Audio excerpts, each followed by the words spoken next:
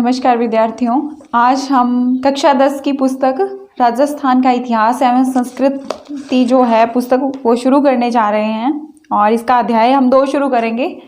इसका नाम है राजस्थान के प्रमुख संत एवं लोक देवता।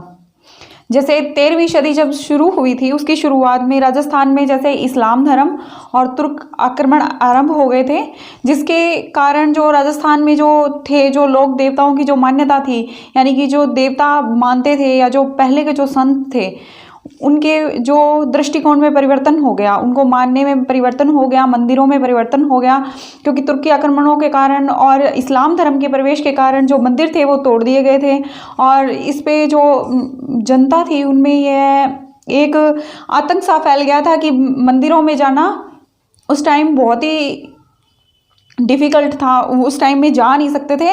तो इसीलिए जो आम लोगों में जो उनके खिलाफ जो तुर्कों और इस्लाम यानी कि मुग़लों के खिलाफ जो लड़े थे, उन लोगों को लोक देवता की मान्यता दे दी गई और जो जन जागरूकता जो फैला रहे थे, समाज और जाति का जो विभाजन था उसको कम करने का जो प्रयास कर रहे थे आम लोग, उनको संत का जो है वो दर्जा दे दिया गया। तो जो लोक देवता थे उन्होंने जो जनता थी उनके जो अधिकार थे उनकी रक्षा करी और जो उनके लिए वीर गति को प्राप्त हो गए उन्हें लोक देवता मान लिया गया। और जो निर्गुण धारा से यानी कि जो मूर्ति पूजा और इनके खिलाफ थे, जो निर्गुण धारा से जुड़े हुए थे, उन्हें संत का दर्जा दे दिया गया। तो उस कालखंड के जो कालखंड था यानी कि 13वीं सदी का जो कालखंड था, उसमें जो आचरण और दृढ़ता से समाज की एक नई राह जो प्रशस्त हुई थी, जो अनुसरण जो करा था, इसे लोक देवता व लोक संत का दर्जा प्रदान हुआ था। तो इस अध्याय में हम कुछ जो प्रमुख जो है राजस्थान के लोक देवता पढ़ेंगे और इसके साथ साथ हम संत पढ़ेंगे। तो हम शुरू करते हैं आज के जो है लोक देवता, यानी कि जिनको हमने लोक देवता का दर्जा दे रखा है। हमारे जो पहले लोक देवता हैं वो गोगा जी हैं। गोगा जी को पंचपीरों में माना जाता है, यानी कि जिनको मुस्लिम लोग भी मानते हैं और हिंदू भी मानते हैं। उनको जो मुस्लिम है वो उन्हें पीर कहकर पूजते हैं और हम उन्हें लोक देवता कहकर मानते हैं। तो पंचपीरों में गोगा जी के नाम बड़ी श्रद्धा से लिया जाता है। तो इसमें 5 पीरों में मैं आपको बता दूं, हरबू जी, पाबू जी, रामदेव जी, मांगलिया जी और गोगा जी और मेहा जी, ये 5 पीर हैं हमारे। और इनके पिता का नाम जो है, गोगा जी के पिता का नाम जेवर जी था और माता का नाम बांछल। ये कहे जाते हैं, गोगा जी को ऐसा कहा जाता है कि ये गोरखनाथ और महमूद गजनवी के समकालीन थे। तो इनके बारे में यह जो है ये कहा जाता है कि इनका विवाद अपने मौसेरे भाई अर्जुन और सुरजन साल के साथ था, जिससे ये जो अर्जुन और सुरजन जो साल हैं, ये अपने मुगलों के साथ मिलकर इन्होंने गोगा जी की जो गाय हैं उनको इन्होंने घेर लिया था, यानी कि उनको अपहरण कर लिया था उनका। तो इस कारण गोगा जी और सर्जन साल और मुगलों की सेना के बीच में युद्ध हुआ, जिसमें अर्जुन और सुरजन भी मारे गए और जो गोगा जी हैं वो वीर गति को प्राप्त हो गए और वो अपनी गायों को छुड़ाने में सक्षम हो गए, यानी कि उनको छुड़ा लिया उन्होंने। तो ये इनके बारे में यह कहानी है, ऐसा कहा जाता है, इसीलिए हम इनको लोक देवता मानते हैं, क्योंकि इन्होंने गायों को छुड़ाया था उस टाइम में। या फिर आज भी हमारे लिए गाय एक पूज्य पशु है, इसीलिए उसको छुड़ाने के कारण इनको लोक देवता की उपाधि दे दी गई थी। तो इनके कहा जाता है कि इनके बहुत सारे चमत्कार थे, यानी कि ये चमत्कार भी करते थे। इनके जो चमत्कार हैं वो भी प्रसिद्ध हैं, इनके अलग अलग कहानियां सुनाई जाती हैं, लेकिन हमारे यहाँ सिर्फ इतनी सी कहानी लिखी हुई है, इसीलिए हमें यही पढ़ना है। तो कहा जाता है कि इनका जो जन्म स्थल है वो ददरेवा है। ददरेवा, जिसको शीर्ष मेड़ी के नाम से भी आप इनका नाम ले सकते हैं, यानी कि शीर्ष मेड़ी सबसे बड़ी मेड़ी है, यानी कि इनका जो है सबसे बड़ा स्थल ददरेवा है। इसके बाद जो समाधि स्थल है वो घुरमेड़ी है, इनके पूज्य स्थल कहे जा सकते हैं। और इनकी स्मृति में यानी कि इनकी याद में गोगामेड़ी जो हनुमानगढ़ में है, वहाँ पर जो दशमी है उसको मेला भरता है। यहाँ पे भाद्र पक्ष की जो नवमी है उसको जो भाद्र पक्ष की नवमी है उसको पूरे भारत में इसको गोगा नवमी के नाम से मनाया जाता है। तो हनुमानगढ़ में जो गोगामेड़ी है इसमें भाद्रपद की नवमी को, कृष्ण पक्ष जो आता है उस नवमी को यहाँ पे मेला भरता है। इसके अलावा इनके प्रतीक के रूप में सर्प और अश्वरोही भाला लिए इनकी जो प्रतिमा है उसका पूजन किया जाता है। और इनके जो पत्थर पर उत्कीर्ण जो सर्प है उसको जो खेजड़ी का जो वृक्ष होता है यानी कि जो पेड़ होता है उसके नीचे इनकी मंदिर यानी कि छोटी सी जो ऐसे बना दिया जाता है, यानी कि ऐसे मंदिर सा बनाकर इस पे जो सांप है वो उत्कीर्णित करके उसका पूजन किया जाता है। तो इस प्रकार इनकी जो पत्थर की जो है ये उत्कीर्ण करके उस पर सर्पाकृति देकर खेजड़ी वृक्ष के नीचे इसकी पूजा की जाती है। और इनको जो जाहिर पीर कहकर पूजन करने से ऐसा माना जाता है कि इनको जाहिर पीर कहकर आप इनका पूजन करेंगे तो ये जो सर्प दंश होता है, जिसको सर्प काट लेता है, दंश माना जाता है, वो प्रभावहीन हो जाता है, यानी कि उसका प्रभाव नहीं होता है। और हिंदुओं में इनको नागराज और मुसलमान जो हैं वो गोगा पीर कहकर इनका पूजन करते हैं। और इनकी मान्यता है कि ये जो मुस्लिम लोग हैं वो भी इनकी जो ये हमने ऐसे कह सकते हैं कि इनकी मेड़ियों में जो मुस्लिम और हिंदू एकता का इनका प्रभाव है वह देखा जा सकता है, क्योंकि हिंदू नागराज कहते हैं और मुस्लिम गोगा पीर के नाम से इनको पुकारते हैं। अगले हमारे जो लोक देवता हैं वह तेजा जी हैं। वीर तेजा जी जिन्हें कहा जाता है। तेजा जी का जन्म है, उनका जन्म स्थान खरनाल माना जाता है। खरनाल में हुआ था इनका जन्म। माघ जो चतुर्थी है 1073 में इनका जन्म हुआ। इनके पिता का नाम था हरजी और माता का नाम रामकुंवरी था और पत्नी इनका नाम पेमल था। तो कहा जाता है कि जब ऐसे इनका जन्म हुआ तो इनका ससुराल जन्म हुआ तो इसके बाद ही इनके चमत्कारिक रूप है वो दिखने लग गए थे। इसके पश्चात तेजा जी की जो पत्नी हैं तो उनको लेने जब ये पेमल जी को लेने गए थे ससुराल में, इनका ससुराल पनेर था, तब उसी समय कुछ लोगों ने यानी कि मेर जाति की जाति होती है मेर, तो उस टाइम में जैसे जातिवाद था तो मेर जाति के लोगों ने जो लाछा नामक गुजरी थी उसकी गायों का अपहरण कर लिया था। और गुजरी की प्रार्थना पे जो गायों को मुक्त कराते हुए जो रास्ते में ये गए थे, तो जब ये गायों को मुक्त कराने के लिए जा रहे थे तो सुरसरा नामक एक स्थान आता है। तो सुरसा नामक जो स्थान है वहाँ पर जब गए तो इनको एक सर्प मिला। तो सर्प ने इनको डसने के लिए जब सर्प इनके पास आए तो इनके पास आध्यात्मिक शक्ति कह सकते हैं कि इनके पास आध्यात्मिक जो शक्ति थी वो थी। तो इन्होंने सर्प को रोक कर कहा कि मैं आपको वचन देता हूँ कि मैं वापस आऊँगा, एक बार मैं गायों को छुड़ा लाऊं, लेकिन जब मैं वापस आऊँ तो आप मुझे काट सकते हैं, लेकिन अभी मुझे गायों को छुड़ाने जाना है। तो ये इस प्रकार सर्प को वचन देकर जाते हैं तो वहाँ से चले जाते हैं। फिर ये घायल अवस्था में आते हैं, यानी कि जब ये गायों को छुड़ा लेते हैं और जो मेर जाति के लोग हैं उनके साथ युद्ध होता है तो युद्ध में मेर जाति के लोग मारे जाते हैं और ये गायों को छुड़ा लेते हैं।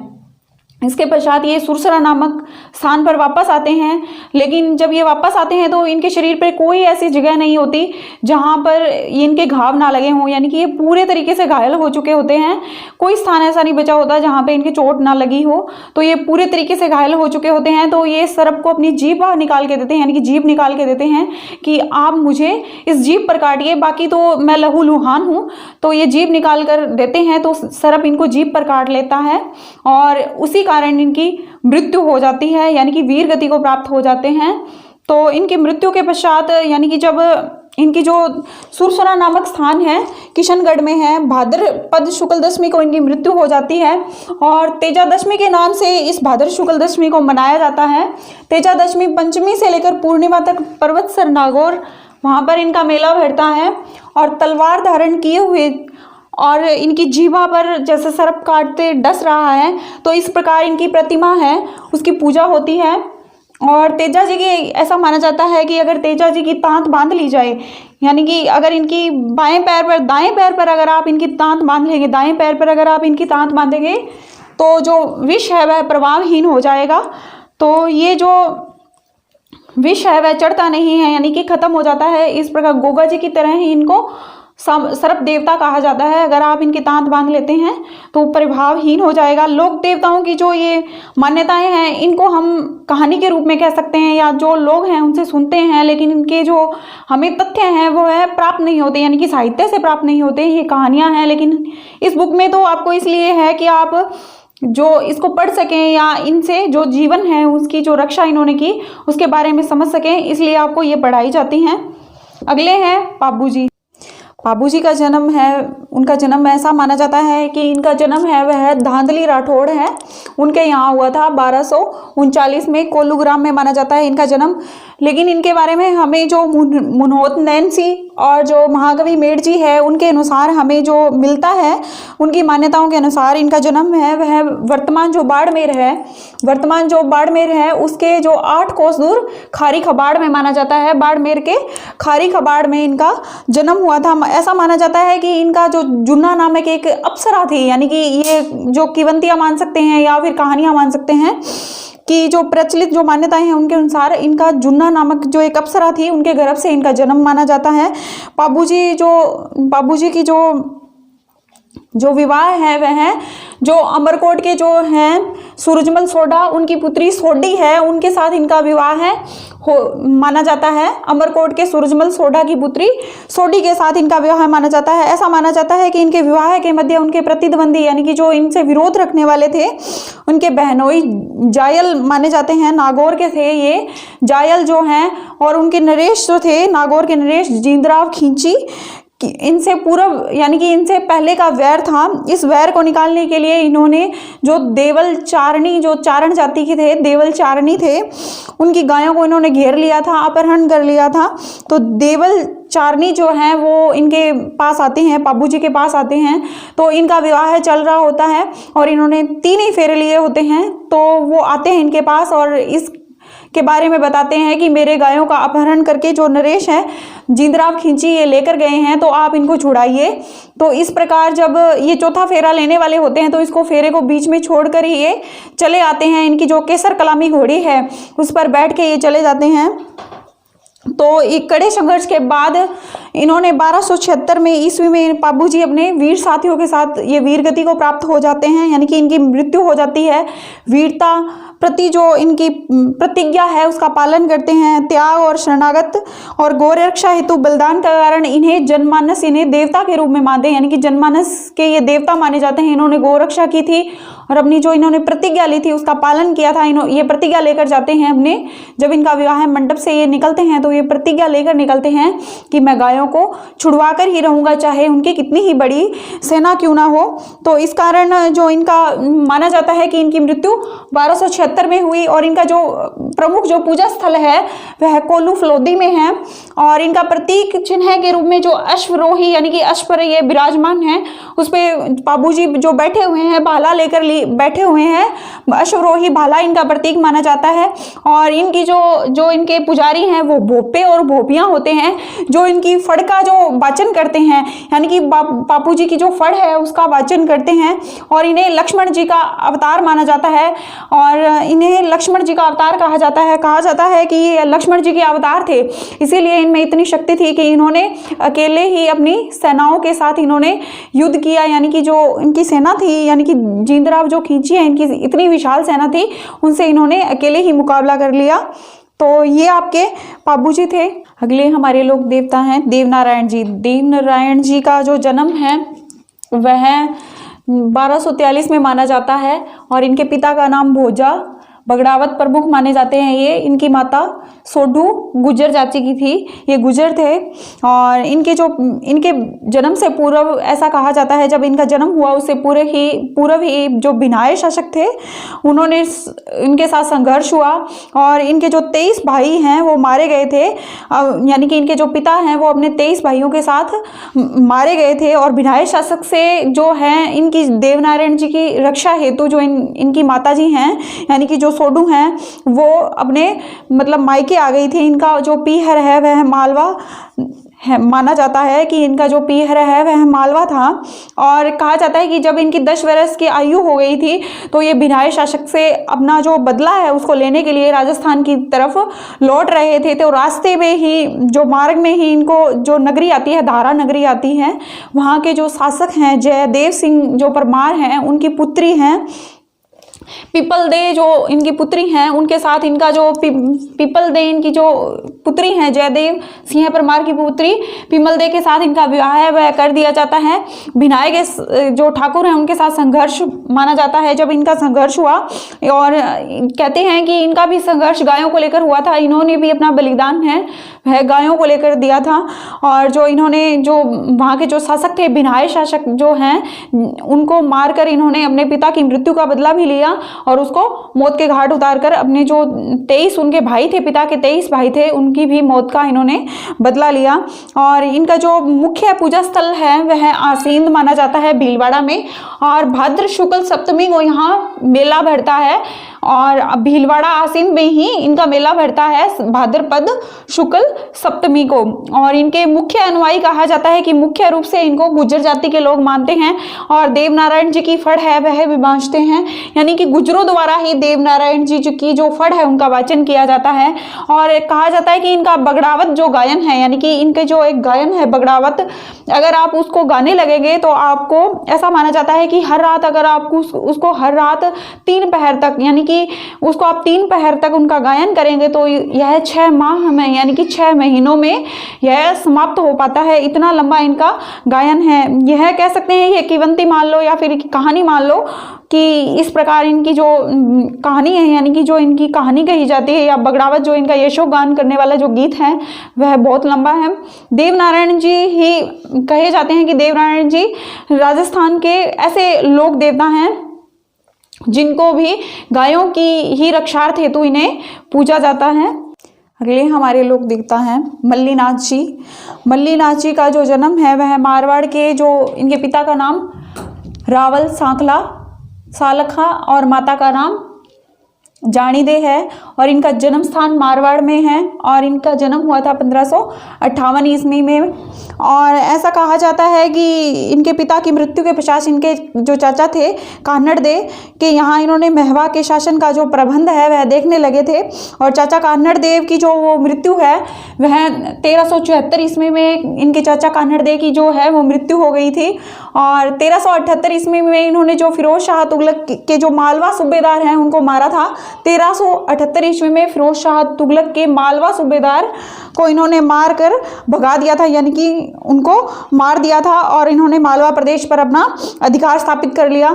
और अपनी इनकी जो पत्नी है उनका नाम रूपादे माना जाता है, तो इनकी रानी है रूपादे, उनकी प्रेरणा से इन्होंने 1389 ईस्वी में उगमासी के शिष्य बन गए। उगमासी इनके गुरु माने जाते हैं। मल्लीनाथ जी के गुरु का नाम है उगमासी, उगमासी के शिष्य बन गए थे।